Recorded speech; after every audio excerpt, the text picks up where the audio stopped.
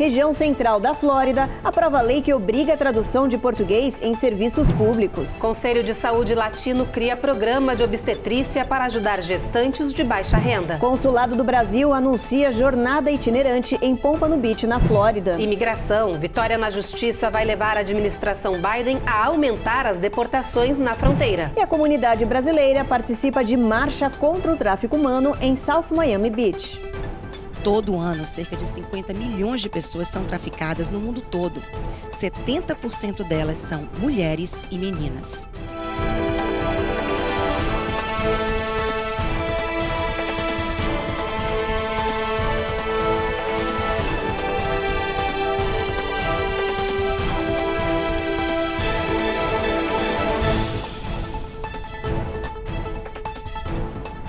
Olá, muito boa noite. Boa noite. A gente abre essa edição agora com uma boa notícia para a nossa comunidade lá de Orlando. Os serviços públicos vão ser obrigados agora a oferecer tradução em português ou então atendimento bilíngue. Essa era uma antiga reivindicação dos brasileiros e que agora virou realidade. O português é a terceira língua mais falada naquela região e a Carla Marinho mostra pra gente que essa medida pode abrir precedentes para áreas vizinhas.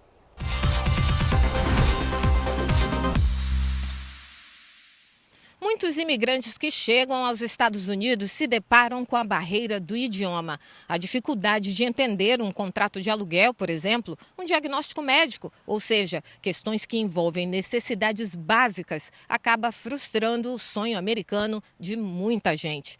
Somente na região do Central Flórida são cerca de 180 mil brasileiros. O português é a terceira língua mais falada por aqui, mas boa parte dos imigrantes ainda tem dificuldade em se comunicar em inglês.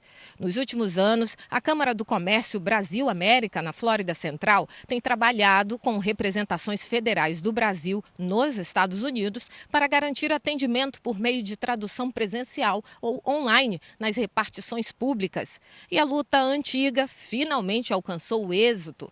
Agora, o português do Brasil está entre os 5 idiomas estrangeiros que devem ser traduzidos para pessoas com dificuldade na língua inglesa. O que muda é, primeiro, a conscientização do governo local da importância da língua portuguesa, a importância dos brasileiros. Número 2, somos a terceira língua mais falada na região e crescendo.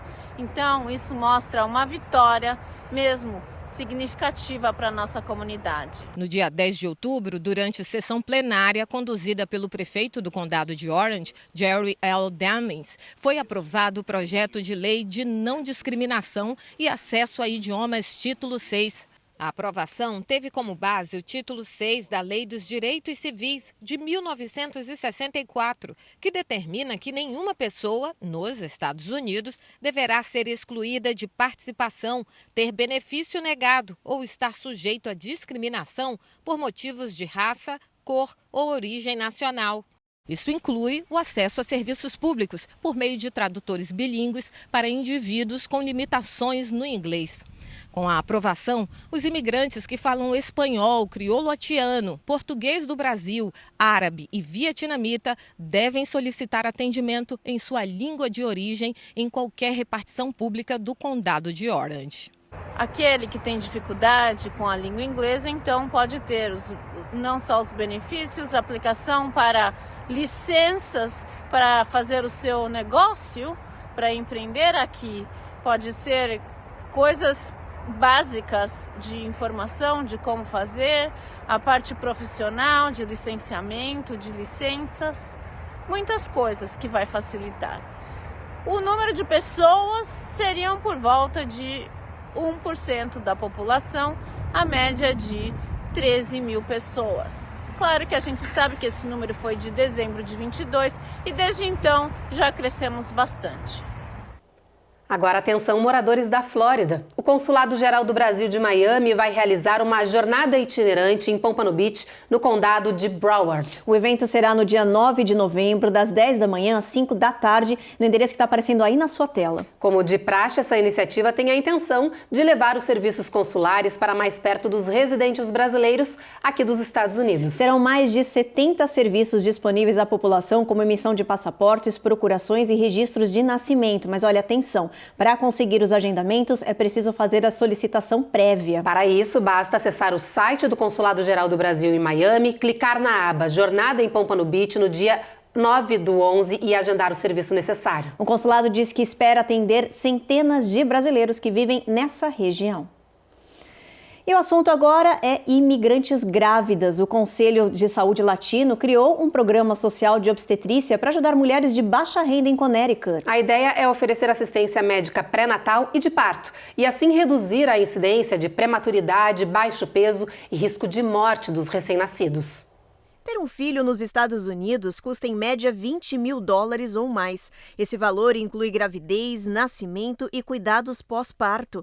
Mas nem todas as famílias imigrantes conseguem arcar com estes custos e muitas mulheres passam a gravidez sem auxílio médico, correndo riscos. Um estudo apontou que as latinas e negras têm 22% mais complicações na gravidez do que outras mulheres. A taxa de complicações maternas e infantis no parto nesses dois grupos é quase 2 vezes maior nos Estados Unidos do que em outras nações desenvolvidas. Para combater essa realidade, o Conselho de Saúde Latino de Hartford criou um programa social para ajudar com os atendimentos médicos, despesas e custos para se ter um bebê no território americano. O centro oferece serviços de visita domiciliar voluntária, educação e saúde, apoio, parteiras e outras opções. Para mais informações, basta acessar o site do Conselho de Saúde Hispânico e procurar o programa Gravidez. Depois do intervalo, o Tribunal da Califórnia favorece Casa Branca em ações de deportação imediata na fronteira. E tem também as últimas atualizações sobre a guerra no Oriente Médio.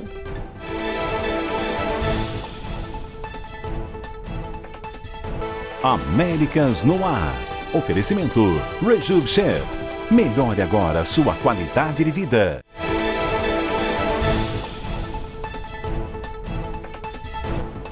O governo dos Estados Unidos acendeu a luz verde para a deportação imediata dos imigrantes que solicitam asilo sem o agendamento prévio pelo aplicativo CBP One. Enquanto isso, um grupo que tentou na justiça barrar as mudanças nas leis de asilo da gestão Biden teve uma derrota significativa, o que aumenta os poderes da Casa Branca para reprimir as cruzadas ilegais. O Tribunal Distrital dos Estados Unidos no sul da Califórnia disse em audiência que não tinha autoridade para emitir uma liminar a favor de uma coalizão que tenta anular as recentes mudanças na política de asilo do governo. O tribunal baseou o veredito em uma decisão de junho do Supremo Tribunal que manteve as prioridades de deportação do governo, dizendo que a aplicação da Lei Federal de Imigração está dentro dos poderes da Casa Branca. O processo na Califórnia foi aberto por uma coalizão que é contra a expansão do CBP One, o aplicativo lançado pelo governo para obrigar requerentes de asilo a fazer a solicitação antes da chegada à fronteira. Caso isso não aconteça, os imigrantes que chegam aos pontos de entrada sem marcação prévia podem ser rejeitados imediatamente. Segundo ativistas da causa imigrante, a política dessa ferramenta causou um dano irreparável, tanto ao negar aos requerentes o acesso ao processo de asilo, como ao forçá-los a esperar por esse acesso em condições precárias e perigosas no México. Mas agora, com a decisão do tribunal a favor da Casa Branca, a Agência de Patrulha de Fronteiras deve aumentar o número de deportações imediatas na tentativa de diminuir a crise de imigração no sul do país. Péssima notícia para os imigrantes que planejam atravessar a fronteira do México com os Estados Unidos, pois essa regra do Biden ela é basicamente o retorno do MPP Remain in Mexico, do ex-presidente Trump, que fazia com que os imigrantes então solicitassem e aguardassem o processo de asilo lá do México. A diferença é que agora o presidente Biden quer fazer isso através de um aplicativo de celular. Mas é importante ressaltar que essa regra só é válida para os imigrantes que ainda vão atravessar a fronteira e serão interceptados pela imigração.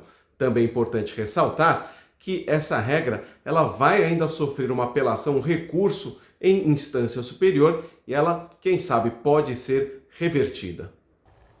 Na Califórnia, uma mãe foi presa por matar a própria filha. Em Illinois, um homem assassinou o vizinho de 6 anos porque ele era muçulmano. Já no Texas, um tiroteio em uma feira estadual provocou caos nesse final de semana. Esses são alguns dos destaques do nosso Giro de Notícias de hoje. A feira estadual do Texas foi marcada por medo e correria. A polícia de Dallas diz que 3 pessoas ficaram feridas depois que uma pessoa abriu fogo na praça de alimentação da feira no sábado à noite. Todas passam bem. O suspeito, um homem identificado como Cameron Turner, de 22 anos, conseguiu fugir do local, mas já foi preso. Os agentes disseram que também apreenderam a arma usada na tentativa de massacre. O caso segue sendo investigado. As motivações para o crime ainda não foram reveladas. Em Connecticut, um ex-policial enfrenta o banco dos réus por cometer roubos em série. Ele é acusado de atuar em pelo menos 3 diferentes estados, acumulando mais de 30 crimes de roubo cometidos contra restaurantes e comércios locais. Patrick Hemingway era policial desde 2009 e, segundo a Justiça, executou os roubos entre fevereiro e junho deste ano. A promotoria investiga se antes disso ele cometeu outros crimes. Em Modesto, na Califórnia, uma mulher foi presa depois de matar a própria filha a facadas. O crime aconteceu no final de semana no apartamento da família. Foi o pai da família quem chamou a polícia e denunciou o crime após chegar em casa e se deparar com a cena de horror. De acordo com a Aliança Nacional de Crianças, em 2021, mais de 18 menores morreram por abuso e negligência nos Estados Unidos. Em Illinois, o Departamento de Justiça abriu uma investigação federal de crime de ódio sobre a morte por esfaqueamento de um menino de 6 anos. No sábado, a 40 milhas de Chicago, Joseph Kzuba, de 71 anos, assassinou o menino com mais de 20 golpes de faca porque sua família é palestina. A mãe da criança também foi atacada, sofreu graves lesões e segue internada. Em uma declaração, o presidente Biden se disse chocado com o brutal ataque. Já são 10 dias de guerra no Oriente Médio. Israel mantém os ataques aéreos na faixa de Gaza e realizou bombardeios em alvos na Síria e no Líbano. Já o grupo terrorista Hamas continua disparando foguetes e mantendo cerca de 200 reféns. O número de mortos dos 2 lados do conflito já passa de 4.000. Enquanto isso, ao redor do mundo, novos e intensos protestos foram registrados contra e a favor de Israel e da Palestina. Várias manifestações aconteceram aqui nos Estados Unidos. E os primeiros grupos de repatriados já chegaram ao território americano. Abraços e choros. Foi assim que essas estudantes americanas em intercâmbio reencontraram seus pais no aeroporto de Boston, em Massachusetts. I haven't slept since our Friday night. Em Tampa, na Flórida, 270 americanos repatriados foram recebidos pessoalmente pelo governador Ron DeSantis.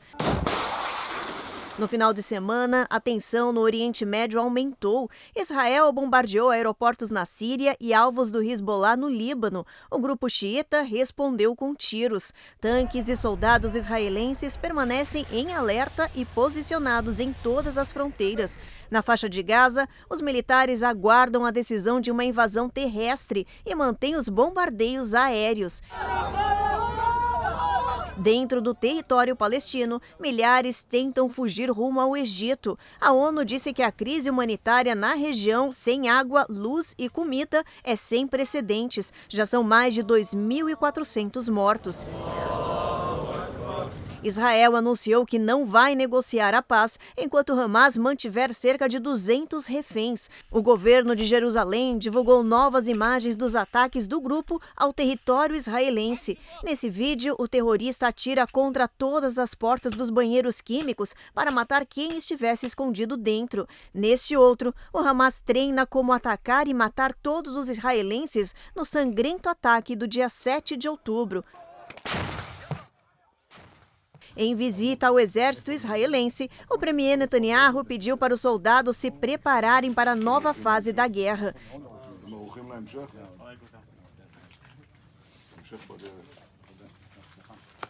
Enquanto isso, nos Estados Unidos, foram registradas inúmeras manifestações em apoio a Israel e aos palestinos. Grupos marcharam pedindo o fim do conflito e paz.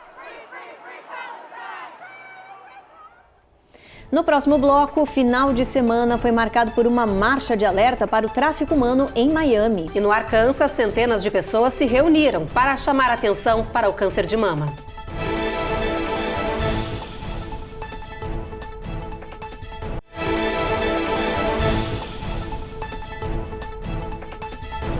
Final de semana teve marcha contra o tráfico humano com a exploração de pessoas vulneráveis e contou com a participação da comunidade brasileira em South Miami Beach, aqui no sul da Flórida. A caminhada aconteceu de forma simultânea em 80 países para ampliar a conscientização sobre esse problema crescente no mundo. A Coni Rocha acompanhou essa marcha e mostra tudo pra gente. A chuva não atrapalhou o encontro dessas pessoas neste parque de South Miami Beach para fazer uma caminhada de alerta ao tráfico de pessoas. That's why we exist. That's why we're here, for freedom. Às 8h30 da manhã de sábado, mesmo com mau tempo, o grupo partiu para a caminhada de 2 milhas pela conscientização.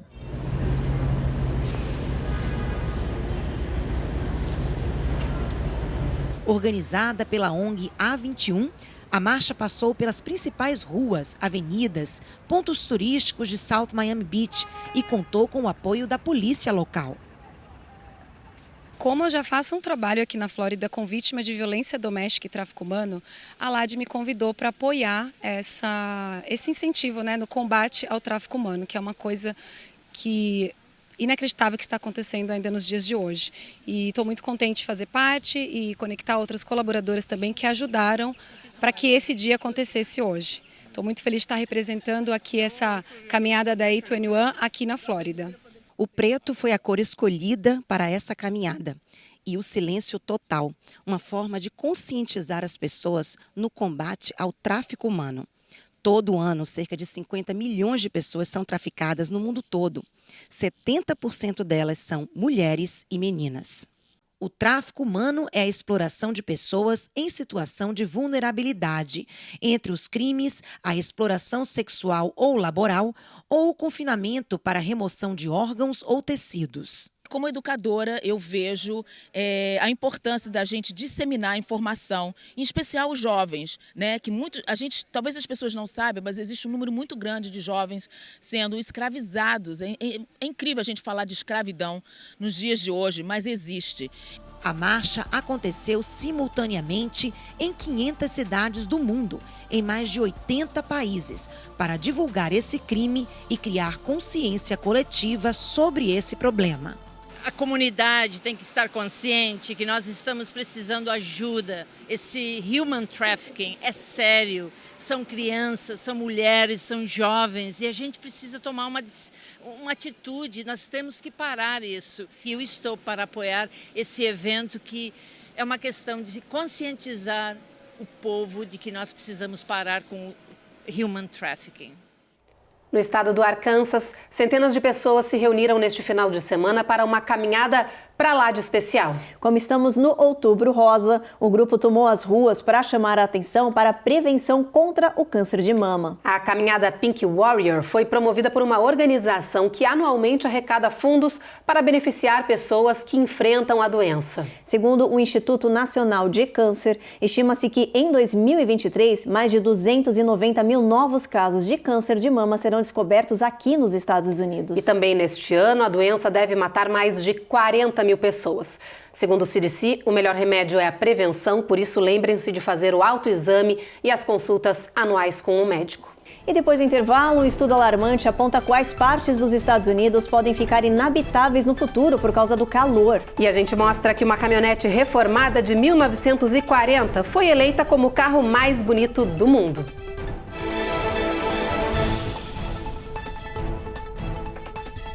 Américas no Ar. Oferecimento Rejuve Chef. Melhore agora sua qualidade de vida.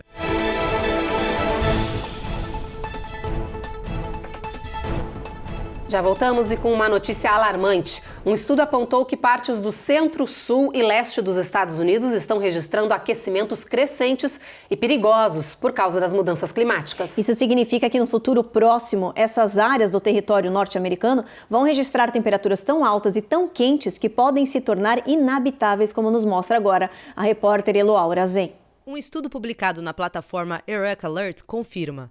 As regiões entre Flórida e Nova York e Houston e Chicago podem se tornar inabitáveis se o planeta continuar a aquecer mais de 3 graus Celsius acima dos níveis pré-industriais, considerada apocalípticas por alguns. As previsões são óbvias para quem estuda o assunto. E elas não se limitam aos Estados Unidos, podendo afetar até o Brasil. A ciência coloca claramente que algumas regiões do planeta vão se tornar absolutamente inabitáveis pelo aumento da temperatura, pela redução da precipitação. Uma dessas regiões é o Nordeste brasileiro, então o Brasil tem que se preocupar muito com essa questão. A outra região é o centro-oeste dos Estados Unidos, que é uma região que já sofre estresse hídrico muito forte e já sofre temperaturas acima de 40 graus Celsius frequentemente. Então, quando essas temperaturas começarem a atingir com mais frequência 43, 44 graus Celsius, realmente pode inviabilizar atividades socioeconômicas na região.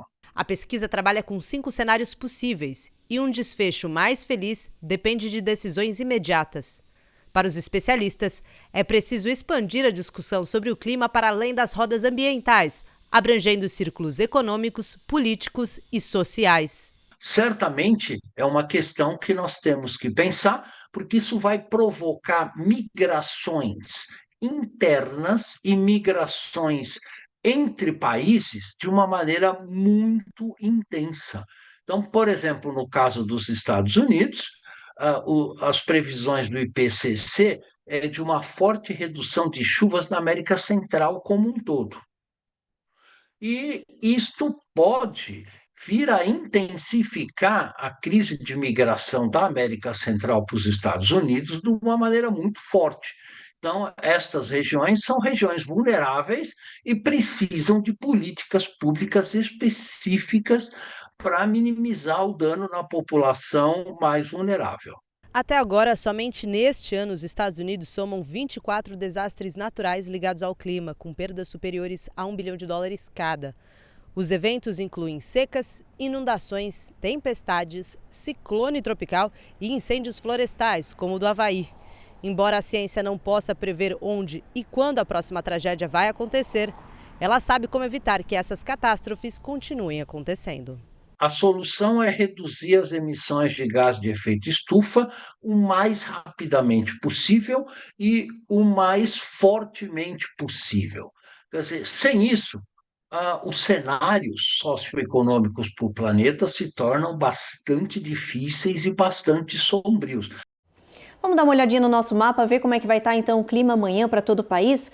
Olha só, Boston vai ter um pouquinho de chuva ao longo do dia, mínima de 46, sol também aparece. Nova York a mesma coisa, viu? Mínima de 51, máxima de 62. Norfolk a gente tem tempo encoberto, máxima de 66 nessa região. Na Flórida, Jacksonville, tempo encoberto. Miami também, já em Tampa o sol vai brilhar forte o dia inteiro, máxima de 73. A mesma coisa em New Orleans e em Houston, a máxima não passa de 76, Evelyn. Em Brownsville, 82 de máxima, com sol brilhando bastante. Assim como em San Antônio, em El Paso o sol dá uma trégua, aparece um pouquinho de nuvem ao longo do dia, a mínima fica em 60. Já em Arizona, gente, em Arizona, no Phoenix, máxima de 100 graus, vai fazer bastante calor amanhã, com o sol brilhando bastante. Em Las Vegas também a previsão é de calor, apesar de a mínima poder ficar ali em 64. E em São Francisco, na Califórnia, o tempo encoberto, mínima chega a 55, o friozinho já começa a chegar na região norte lá do estado. E agora tem o Viralizou, que vai ser um prato cheio para quem adora carros antigos. Na Califórnia rolou um campeonato para escolher qual era o veículo mais bonito do mundo e uma caminhonete da década de 40 foi a vencedora.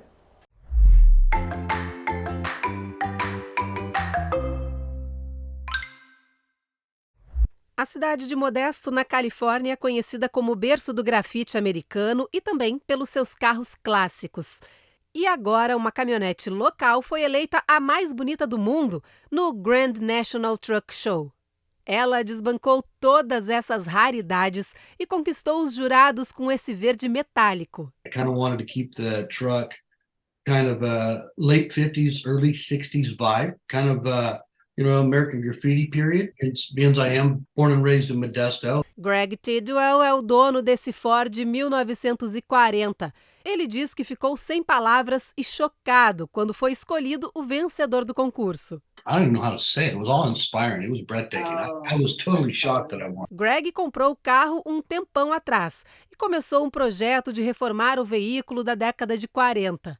Ao todo, foram 3 anos de trabalho ao lado do seu parceiro Bill Gannell. This project probably took closer to 2-3 years all in all, just because of how many modifications were required. A ideia era manter o carro com uma vibe da época e lembrando a tradição do grafite da cidade de Modesto, com uma pitada de ousadia e ostentação. A cor, eles contam, foi inspirada em um enfeite de Natal. So I picked up the ornament, and next few days I drove to Bill's shop, and I carried it in, and he looked at me and he goes, "You're kidding me, right?" Greg conta que por pouco não participou do concurso, porque dias antes o seu pai teve um derrame. Mas o pai dele insistiu. Como ele nasceu em 1940 e sua cor favorita é o verde, disse que daria sorte ao carro do filho. E deu certo. A caminhonete venceu o concurso e Greg disse que pegou o troféu e correu para comemorar com o pai no hospital. My dad was born in 1940. His favorite color is green. So it just kind of like, it all kind of brought everything together, for me. So brought home the trophy that night, walked into the hospital and said, "Dad, we won." Bom, o Jornal Américas no Ar então termina aqui. A gente volta a se encontrar de novo amanhã. Uma boa semana para todo mundo e fique agora com mais um episódio da 9ª temporada da série Reis. Até amanhã, gente. Até.